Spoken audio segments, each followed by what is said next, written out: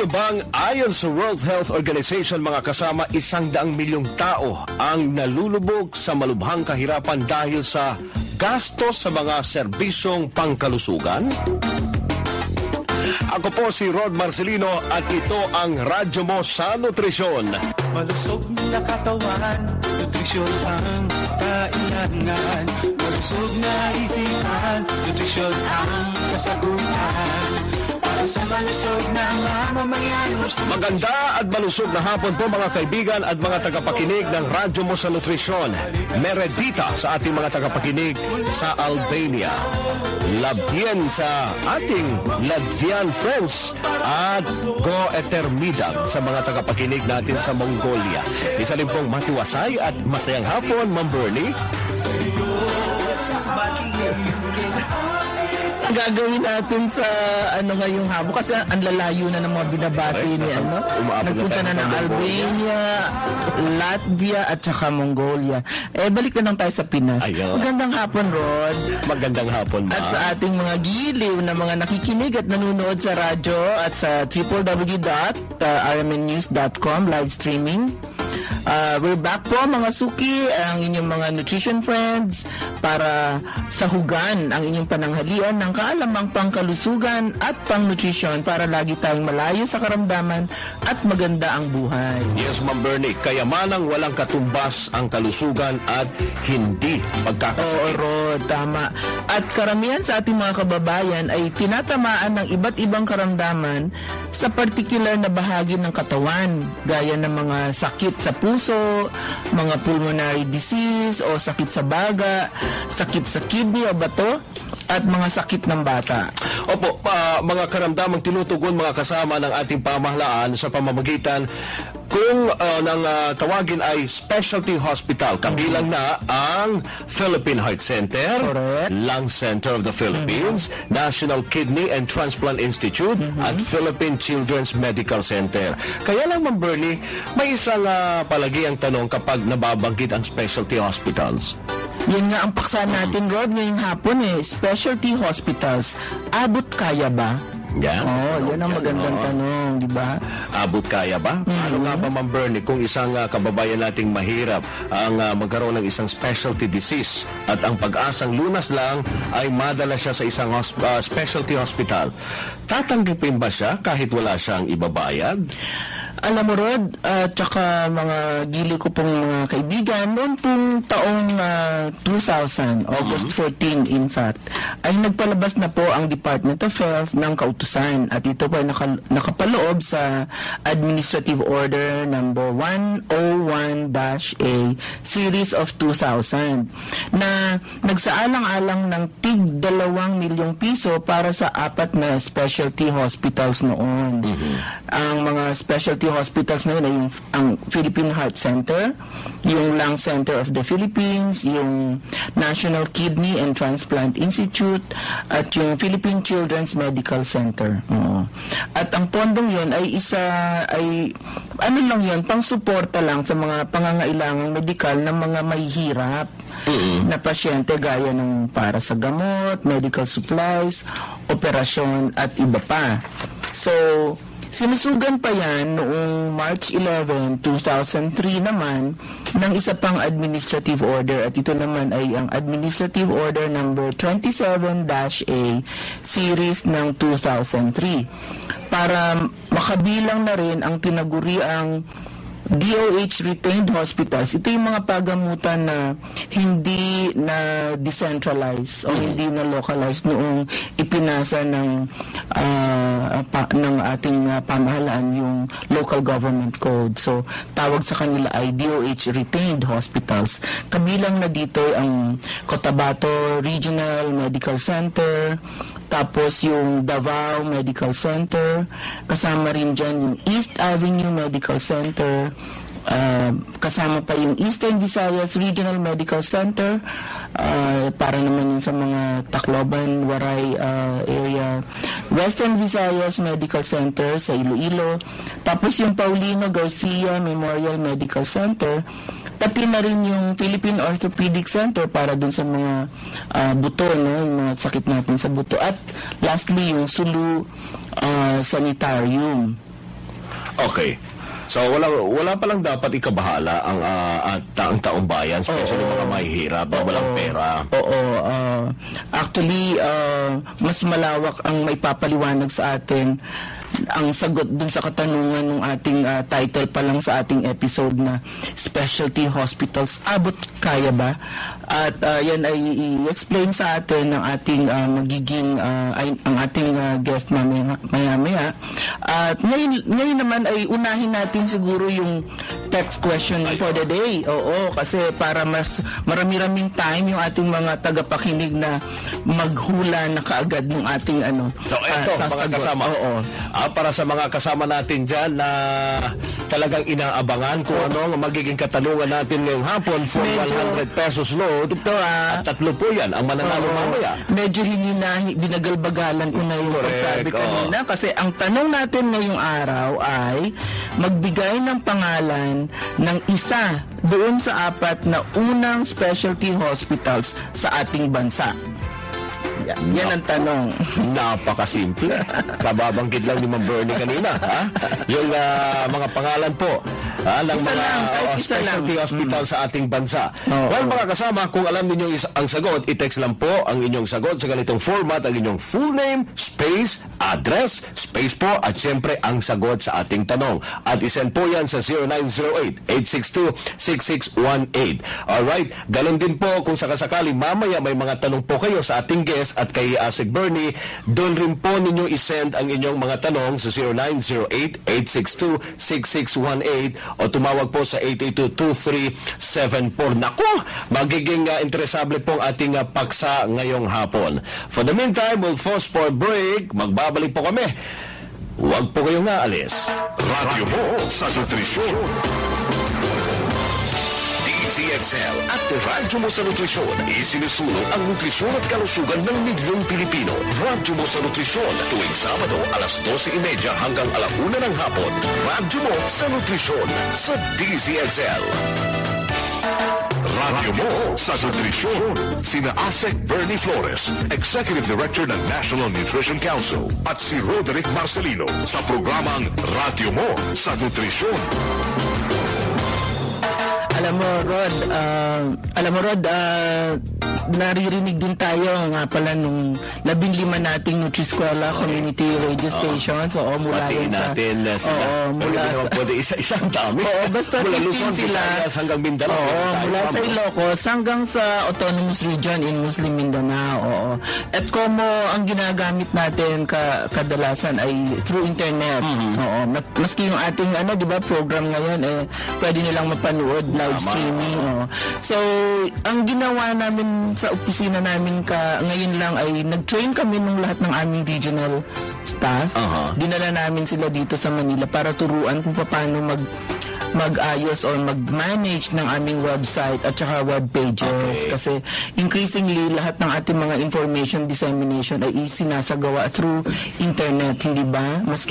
Maski kayo nga, di ba, ang ating radio stations ay increasingly using tingnan mo naman ang ating guest, ang gwapo-gwapo. Eto na mga kasama. So anyway, ang sinasabi ko, nag-train kami ng aming mga website managers para magamit sila or magamit nila ang kanilang kaalaman para sa disseminate pa ng mga tamang informasyon tungkol sa health at saka sa nutrition. Alright. So, mga kasama, eto na ang again, our topic ngayong hapong ito ay tungkol po sa mga specialty hospitals. Ang tanong dyan abot kaya ba? Abot kaya ba? Actually, magandang hapon po. Mamaya ko si Sir ng maayos. Pero kanina po ay pinagdiwanag namin na meron naman tayong mga administrative orders para ma-ensure na yung lalo na yung may hirap nating kababayan, nagkaroon sila ng mga catastrophic diseases like disease of the heart, heart, lungs, kidney, etc., ay meron naman pala tayo ng kagampanang tulong para maano sa kanila. Pero sabi ko nga, mas malawak yung maipapaliwanag sa atin dun sa mga sagot sa ating theme or episode title na Specialty Hospitals. Abot kaya ba?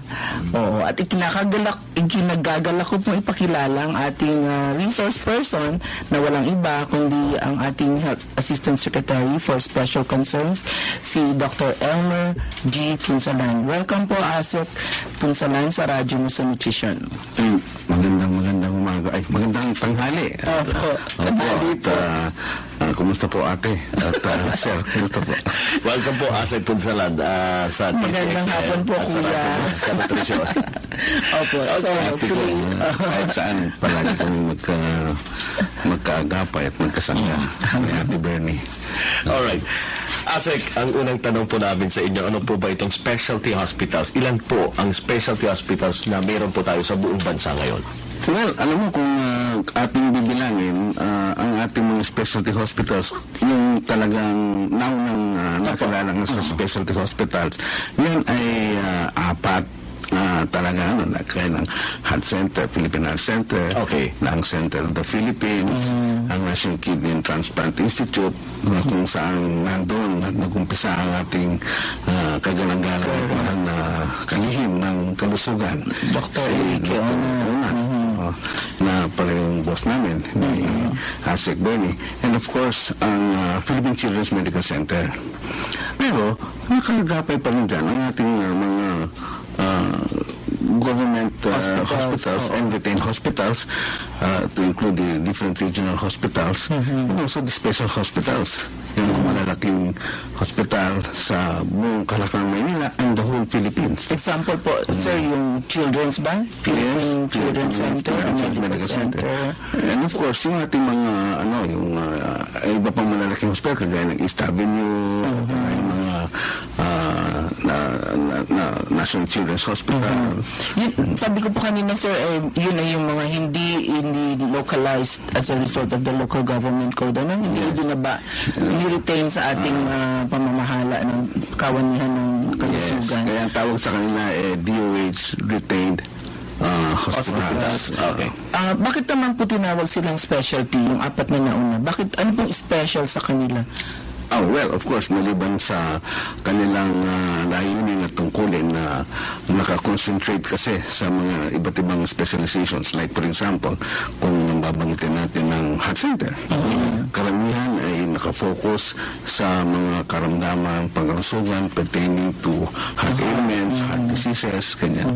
Sa ating kidney naman, of course, as the organ implies, ang kidneys, ang mga bato pertaining to bato, ang kidneys natin. Ang lung center naman, siyempre sa mga pangkalahatang karamdaman sa baga, and then of course, ang Philippine Children's Medical Center naman is the Center for Child Diseases Sa mga bata. Oo.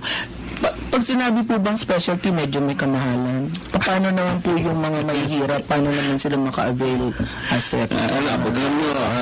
Of course, sa pangkalahatan naman, siyempre, ang mga special hospitals, nakaniyan sa mga, of course, sa mga iba't mga karamdaman na usually naka-specify sa mga Specialty na sakit din. But then again, siyempre, itong ating mga ibang hospitals naman under the Department of Health and other government hospitals, yun naman pangkalahatang serbisyo. Of course, dito kasi sa mga hospitals nito, nandun yung mga specialists. Andyan ang mga specialists. Di medyo mahal po. Hindi, sa ngayon, of course, may halaga. Naman natin ang halaga ng mga gamot at saka mga kagamitan. The more specialized it is, the more sophisticated ang mga kagamitan natin. But then again, siyempre, ang mga iba't ibang mga pangailangan ngayon, ang ating response dyan, ay meron tayong mga yung tinatawag natin case basis na mga pwede silang matulungan. Yes, and then of course, based ito sa mga, there were more or less may 20 karamdaman na nagpo-fall. Case rates na natin ito. So, halimbawa, ang sa of course, yung dengue. Halimbawa, yung dengue, mga pneumonia, mga essential hypertension, mga karamdaman ng mga gastroenteritis, asthma, yan ang mga mga surgical cases din, kagaya ng operasyon sa abdo, ayan, appendicitis, saka yung mga yung mga cesarean operations natin, packages, at saka mga maternity, yung sa mga panganak. So, ibig ko sabihin, hindi na sila magbabayad. Ito, pagka-case basis ng ganyan, kung nagpa-fall ka ng ganyan, mayroong rates sa bawat sakit. Sa halimbawa, let's say, ang kanyang diagnosis ay dengue. Ang rate niyan, halimbawa, ng complicated, ay mga 8,000. So parang meron ka ng meron ka ng... Ang magbabayad nun ay yung PhilHealth. So walang ilalabas na dagdag pera yung pasyente. Oo, doon lang ang lahat ng yan. May karampatang rates ang mga yan. But then, kailangan may clause doon in the sense na dapat itong mga pasyente natin ito, they are charity patients or members of the first quintile na tinatawag nila. Na kung yung susumayin at bibilangin, siguro mga mahigit 5 milyon sa atin, sa Pilipinas. Sa buong Pilipinas. At mayroong listahan ang ating nandiyan sa Department of Social Welfare and Development. Kung nandun ang mga pangalan, yan mayroong listahan. Ito mga beneficiaries. It could be revised through different ways, modalities, pero nagpo-fall doon yung kabilangan. If you're within the first quintile, which is about 5 to 6 pinakamahirap natin mga kababayan, yan ay covered. So wala pong tatanggihan, ASEC, kahit na vendor, kahit na unang habilin sa atin. Kahit sino to. Lalo na yung pobre. Opo. At hindi, kahit sa pangkasalukuyan, ang lahat ng hospitals natin sa Department of Health and hospitals, hindi tumatanggi. Hindi pwede. Hindi tayo tatanggi sa kanila. Pero basta may mga PhilHealth. That's a plus, hanggat maaari. Kasi lahat tayo, enrolled na doon. Yung sinasabi kong belonging to the first quintile na kailangan lang i-verify natin o malaman natin at nandun tayo sa listahan. So kahit po pala walang maibayad talaga pansamantala yung pobreng pasyente kasi usually ASEC pagka sakit sa puso kung minsan yung pag mahirap hindi na lang magpapatingin, di ba? Hindi na lang siya pupunta kasi inisip kaagad nila ay mahal lalo na kung medyo may mga bara-bara na, di ba? Hindi kasi nila, well, of course, nasa sa ating layunin naman yan na ipalaganap natin itong information na ito. Kaya sana makatulong ito. Kagaya itong programa ito sa initiative ng ating mahal na Assistant Secretary Bernie na kaagapay din natin. Aside from sa nutrition at proper nutrition at kalusugan, pangkalahatan, i-concerns din naman ng ating Department of Health ang pangkalatang kalusugan para sa lahat. Okay. For sure, maraming mga kasama natin dyan na nakikinig ngayon, gusto pong magbigay o magtanong sa ating bisita kay ASEC Kapunsalan ngayong hapon ito. Okay. Kung kayo po ay may tanong sa ating bisita, i-text nyo lang po ang inyong mga tanong sa text line po natin 0908-862-6618 o tumawag po sa 882-2374 at magtanong kay ASEC Punsalan at kay ASEC Bernie Flores. Magpapatuloy po ang ating mahalagang pagtalakayan kay Health Assistant Secretary for Special Concerns, Dr. Elmer Punsalan. Pero at this point, narito muli ang pinakihintay ninyong text question of the day. Magbigay po ng pangalan ng isa doon sa original na 4 na unang specialty hospitals sa ating bansa. Oo nga eh. Naipit na kagad. Napakasimple po ang sagot dyan. I-text lang po inyong sagot sa ganitong format, mga kasama. Ang inyong full name, space, address po, space, at syempre, huwag kalimutan ang sagot sa ating tanong. I-send po yan sa 0908-862-6618. Magbabalik po ang Radyo Mo sa Nutrisyon. Radyo Mo sa Nutrisyon. Radyo Mo sa Nutrisyon. Sina Asek Bernie Flores, Executive Director ng National Nutrition Council, at si Roderick Marcelino sa programang Radyo Mo sa Nutrisyon.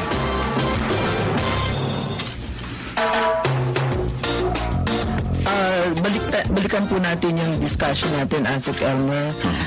Kasi sabi nyo, almost walang gagastusin, lalo na ang pobre, no? Kasi covered na siya ng either PhilHealth o meron naman tayong kagampanang mga administrative orders to ensure that they would be attended to, lalo na mga mahirap. Ang tanong po, sapat po ba yung allocation naman ng Department of Health, ng budget niya? Para dito sa mga specialty hospitals. Ako gusto kong susugan din at bigyan din tugon at pasasalamat ang mungkahi at inano ng ating kagalang-galing na congressman Casino. Pero kung susumahin mo yung halaga, although sasabihin mo 2 milyon, sa akala mo napakalaki, kulang. Sa pang-araw-araw lamang na pangangailangan sa dami lang may sa ating mga mamamayan talagang kailangan ng atensyon. At pasalamatan din naman natin ang ating mga masisipag na mga manggagamot at lahat ng mga health workers natin na talaga namang very, very dedicated din naman. Kaya nga lang, kung susumahin mo ang budget allocations, it's still there's still a room for mas madadagdagan natin. Na sinisikap naman natin. We're doing our best. At yan nga lang, among others, yung tugon natin dyan ay yung dito through PhilHealth, no? Yung kalusugang pagkalahatan ng programa with the Department of Health. And of course, siyempre, yung ibang needs pa.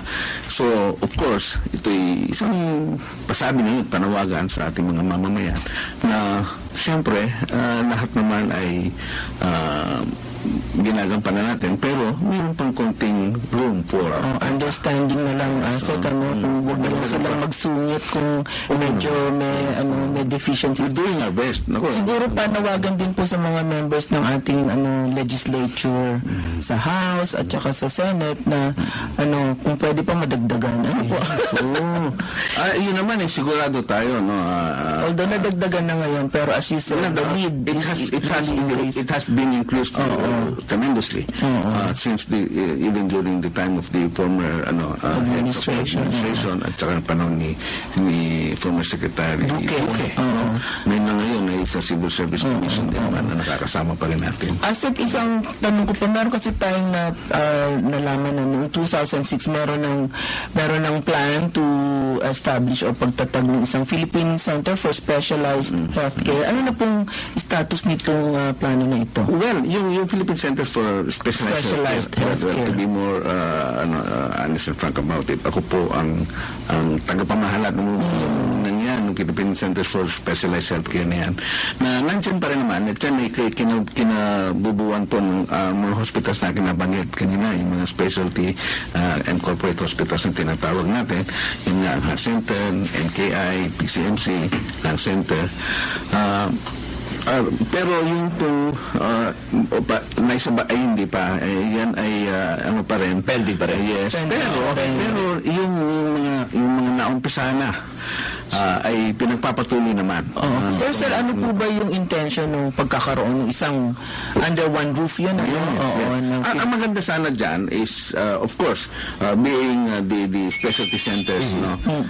In fact, there was even a plan nun, just like itong mga makabagong hospitals natin sa Boston, halimbawa.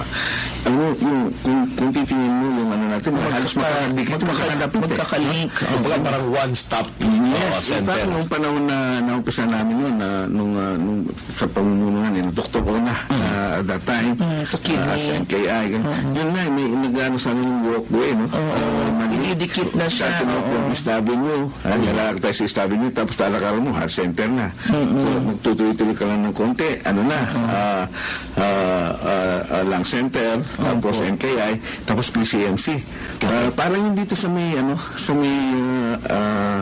Ayala, di ba? Merong elevator walkway, parang sa gayon, sa kalye. Naka-tube stretcher. Alam niyo po ba, Asep, na ang tawag dun sa center na yun, parang, Bopis.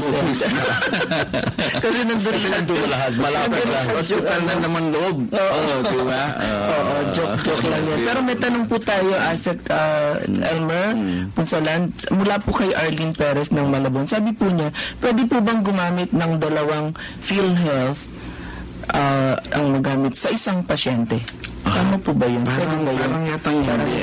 Pwede, Kasi each naman you have your own sa pambatyo ka na. Kasi ang alam ko yan, kaya naitanong yan.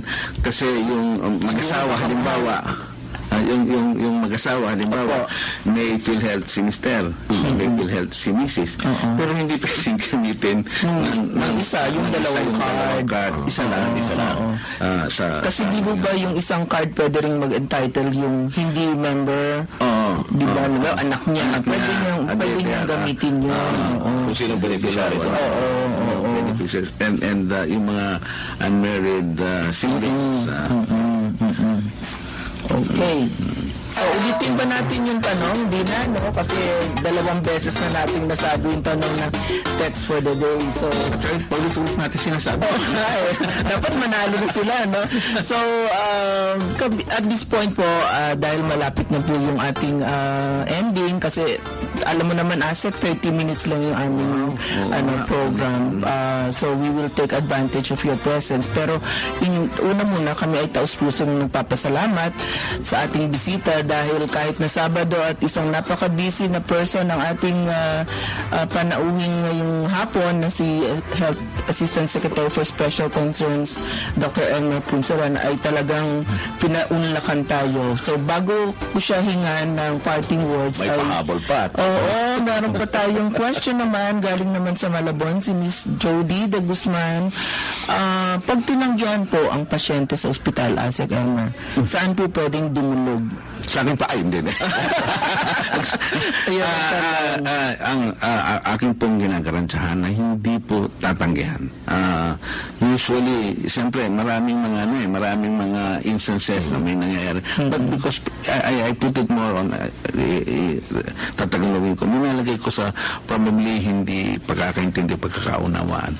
Pero basically and generally speaking, ang ating pong mga hospitals ay hindi tumatanggi sa mga pasyente. At kung mayroon man, nandito po ang tanggapan ni Asek Bernie at saka ng inyong lingkod at sa buong kagawaran. Pwede po silang tumawag kahit na saang number dun sa OSEC. In fact, may mga pagkakataon na tayo po mismo tumutungon sa mga ganyang mga pangangailangan at we make it a point to address the needs at pangangailangan. So at this point siguro talagang maralit ang kababayan natin yung matutuwa o natuwa dahil sa mga sinabi ni Asek Elmer Punsalan. At saka yung assurance talaga na kung may nangyari man na gano'n noong unang panahon ay hindi na ho yung supposedly mangyayari ngayon, dapat mangyari ngayon. At kung meron man, kung minsan din ay dala rin yun sa dami ng kung minsan overwork din yung mga pero Kaya nga sinasabi ni by Asek, policy, hindi talaga. minsan yung problema ay sa miscommunication between the patient and yung ng hospital. So, tutuwa ang ating mga tagapakinig dahil talaga namang ina-assure natin na may pamahalaan sa kanilang sumasagot sa kanilang pangangailangan sa pangkalusugan. Sa lahat ng kasulok-sulukang bahagi nating na naabot ng ating programa ngayon ay pinapaalam din natin itong kahandaan din naman natin. Now, there might be some shortcomings at kung hindi naman talaga Sadya. intended that probably ayusin pa. Okay, maraming salamat Asek Elmer Punsalan at talagang kahit konti lang yung oras natin pero maraming natututunan ng ating mga listeners. Well, lastly Asek, your message para sa ating mga tagapakinig. Parting words. Parting words po. Sana hindi man lang I would call it siguro pangunang pagsanggunian natin because of course I'll be looking forward for another invitation from sa inyo because this is indeed the proper way and the right venue para paalam natin sa ating mga mamamayan at sa ating mga mahal na kasamahan na ang presensya at ang importansya ng kagawaran at ang pagbibigay tulong of course kagapay natin si Asek Bernie at ang inyong lingkod. Sana magkaroon pa tayo ng isa pang pagkakataon na ganito. Kung nakikita natin ay it's still one thing, no? And I'm even offering siguro papag-usapan ko pa si Asek Bernie na imbitahin ulit tayo para makapaganda pa tayo and I'm sure this will be very much welcome and I myself am even volunteering upang magbigay lang ng konting information which is very very important. Totoo po yan, Asek Elmer, kasi actually ang indication namin na maraming nakikinig at interesante ang topic for the day or episode namin ay yung feedback ng mga tanong na natatanggap natin kasi kung minsan wala, ibig sabihin importante pero they don't bother. Pero at this time, meron tayong natanggap ng mga queries. So, ibig sabihin, interesante at mahalaga dun sa mga nakikinig natin yung topic for the day. So, dagdag ko po yung aking pasasalamat, Assistant Secretary Elmer, at kahit Sabado, at pinaunlakan niyo ang aming imbitasyon. At huwag kayong mag-alala, uulitin namin ang aming imbitasyon. Alam ko na napaka-busy ninyong tao, kaya talaga naman kami natutuwa dito sa Radyo Musa Nutrisyon. Pero alam kong 3 tao ang mas matutuwa dahil ito na ang resulta ng ating test question of the day. Yung 3 nagbigay ng tamang sagot sa ating text question na magbigay ng kahit isa sa 4 na original specialty hospitals ay ang mga sumusunod ay talo mga ang mga lalaki. Medyo mahina ngayon yung mga lalaki. Ang una nating winner ay si Yolanda Carlos ng San Simon, Pampanga. At ang sabi niya ay Lung Center of the Philippines. May nakikinig, may fans club si Sir. Ang number 2 si Sherry Kalingasan ng Cuenca, Batangas. Philippine Heart Center naman ang sagot niya, which is also correct, di po ba? At ang huli, si Arman Rosario, ito medyo naiba. Sa Nueva Ecija naman siya, National Kidney and Transplant Institute ang kanyang sagot. So, congratulations sa inyong 3. Makakatanggap kayo ng 100, tig 100 cellphone load. Sa mga non-healers, huwag kayong mawawala ng pag-asa. Oo, dahil palaging may baka. Baka sa susunod ay kayo na. Oo, so maraming salamat po sa inyong walang sawang pagsali sa ating text question of the day. So, thank you very much po, lalo na din sa inyong sa aming mga mahal na tagapakinig sa DZXL 558 kHz at viewers sa www.rmnnews.com. Lagi nyo kaming samahan dito sa Radyo Musa Nutrisyon tuwing Sabado 12:30 to 1 p.m. Pwede nyo rin kami maging friends sa Facebook. Meron tayong Facebook page. Hanapin lang po ang Radyo Musa Nutrisyon. I-click nyo lang po yung like at friends na po tayo. At kung nais nyo mapakinggan muli ang ating naging talakayan ngayong hapon at yung mga nakaraan pa nating episodes, punta lang po kayo dun sa YouTube, www.youtube.com/Radyo Musa Nutrisyon. One word lang po yun, tuloy-tuloy lang po. Walang space. Alright mga kasama, tandaan, Dito sa Radyo Mo sa Nutrisyon, bubusugin namin kayo sa impormasyon. At sisisikin namin kayo ng mga tip tungkol sa tamang nutrisyon. At tutulungan namin kayong iwaksi ang mga maling gawaing kumukontra sa mabuting kalusugan. Bastong nutrisyon, impormasyon. Solusyon, positibong aksyon. Tandaan lang po natin, malusog na katawan, malusog na isipan, para sa malusog na mamamayan. Ang inyong pong lingkod, Asset Bernie Flores. At ako naman si Rod Marcelino, kami ang inyong mga kabalikat sa kalusugan at wastong nutrisyon. Dito sa Radyo Mo sa Nutrisyon. Malusog na katawan, nutrisyon ang kailangan. Malusog na isipan, nutrisyon ang kasagutan. Para sa malusog na mamamayan, gusto nutrisyon ang katuparan. Radyo Mo sa Nutrisyon, sa balita sa Pilipinas.